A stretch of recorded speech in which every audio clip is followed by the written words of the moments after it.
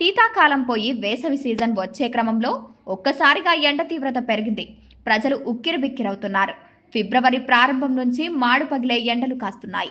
ఇక April May నెలల్లో ఎలా ఉంటుందోనని ప్రజలు ఆందోళన వ్యక్తం చేస్తున్నారు. అయితే తెలంగాణ ప్రభుత్వం వడదెబ్బను రాష్ట్ర ప్రత్యేక విపత్తుగా ప్రకటించింది. ఈ నిర్ణయం ద్వారా బాధిత కుటుంబాలకు 4 లక్షల పరిహారం అందించనున్నారు. మునుపటి కాలంలో బాధిత కుటుంబాలకు 50,000 పరిహారం అందించబడింది. ఇప్పుడు కొత్త ప్రభుత్వం ఉత్తర్వుల ప్రకారం వడదెబ్బ కారణంగా మరణించిన వారి కుటుంబాలకు 4 లక్షల ఎక్స్ గ్రాటియా అందించబడుతోంది. వడదెబ్బలు సాధారణంగా తక్కువగా నివేదించబడతాయి మరియు మహిళలు, పిల్లలు, వృద్ధులు వంటి పేదరికంలో ఉన్న వర్గాలను అధికంగా ప్రభావితం చేస్తాయి.